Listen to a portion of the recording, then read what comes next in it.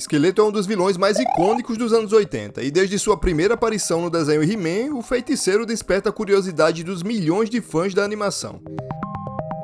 Você sabia que o personagem é baseado em um esqueleto específico do mundo real? Ou que em algum momento ele já teve olhos?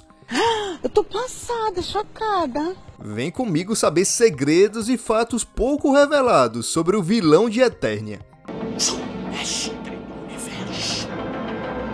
E se curte conteúdo sobre cultura pop, vamos chegando. Fica por aqui que toda semana tem conteúdo novo no canal. Se inscreve e ativa o sininho de notificação para saber tudo que sai de dentro desse baú.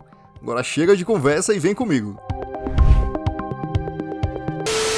Às vezes a inspiração para um personagem da TV brota de uma fonte criativa interior. Outras vezes de um cadáver encontrado em um parque de diversões. E a inspiração para a criação de Esqueleto veio de um acontecimento macabro, para dizer o mínimo, ocorrido em um parque de diversões na Califórnia. De acordo com o episódio sobre os Mestres do Universo da série Brinquedos que Marcam Época da Netflix, o ex-designer da Mattel, Mark Taylor, quando criança encontrou um esqueleto no meio de uma atração no Pike Amusement Park. Na hora o garoto cismou que o esqueleto era real, mas ninguém acreditou nele.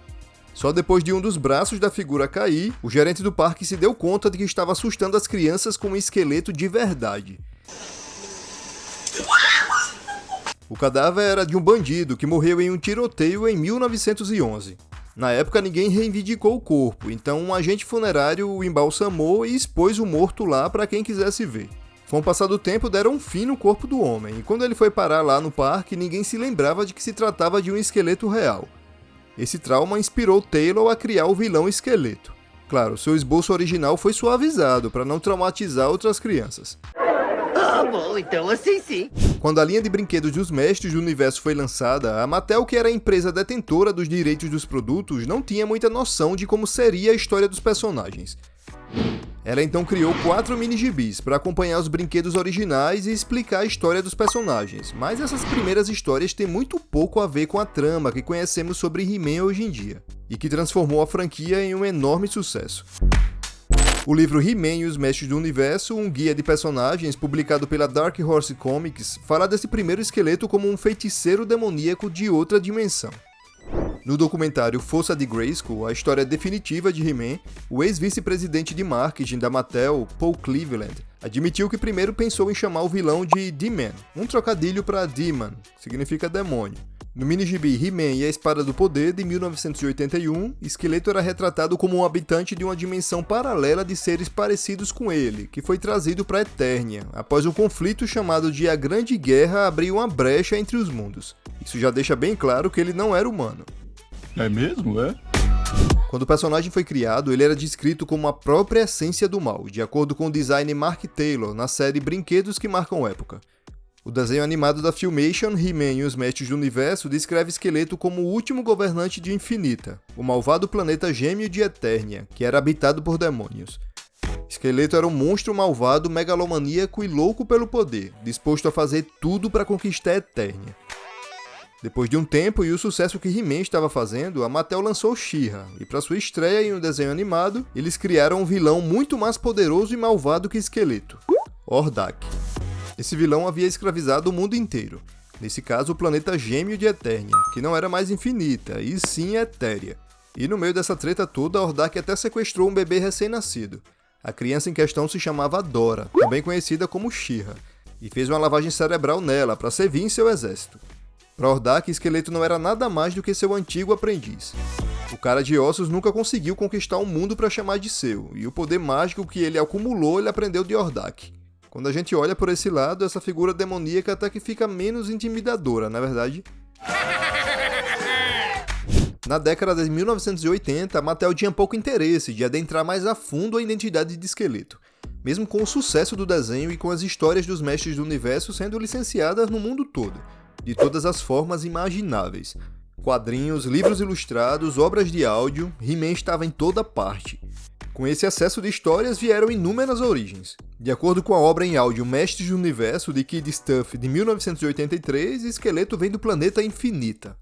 Na edição 52 da revista Mestres do Universo, de 1988, no Reino Unido, ele é um tirano intergaláctico de Infinita, cujo mal era conhecido em todo o universo. Já no livro A Horda, de 1985, Hordak conta a He-Man a história de um nativo de Etéria, que se juntou a ele para aprender os segredos de um mineral chamado Eteramita. Mas aquele homem era muito jovem para dominar o minério, e acabou se tornando um esqueleto vivo. Se passaram anos sem que a Mattel confirmasse quem era aquele esqueleto vivo falado por Hordak. Mas em 2002, quando He-Man e os Mestres do Universo ganharam uma nova animação, conhecemos Keldor, rival de Randor, que acaba desfigurado e se torna esqueleto. No desenho ele não tinha nenhuma ligação de sangue com a família real de Eternia, mas isso logo mudaria. Em 2012, no quadrinho Mestres do Universo, A Origem de Esqueleto, o Cara de Ossos sofreu uma reviravolta em sua história, quando foi revelado que na verdade Keldor, que era seu nome verdadeiro, era irmão de Randor, que era o pai de Adam, o He-Man. Logo teríamos um caso de família para resolver. Esqueleto seria o tio de He-Man. É lamentável. Se você voltar a assistir o desenho de 1983 sabendo disso, as trocas entre He-Man e Esqueleto se tornam bem mais interessantes. Com todas as diferentes representações e fases do Esqueleto ao longo dos anos e ao redor do mundo, pode ser difícil saber qual é a história certa. Difícil, mas não impossível. A versão alemã da história de Esqueleto apresentava o feiticeiro como um monstro todo-poderoso. De acordo com o livro He-Man e os Mestres do Universo, um guia de personagens, esse esqueleto era um sádico e gostava de aprisionar os camponeses dentro da Montanha da Serpente e provocar dor aos outros. Além disso, o vilão não poupava nem as crianças. Na edição número 4 dos quadrinhos alemães dos Mestres do Universo, a feiticeira revelou a He-Man que Esqueleto destruiu toda a cidade voadora de Avion, lá do personagem Stratos, dos Homens-Pássaros. Esqueleto roubou o poder de voo da cidade, fazendo com que todos os moradores caíssem e se estatalassem no chão. Um verdadeiro genocídio.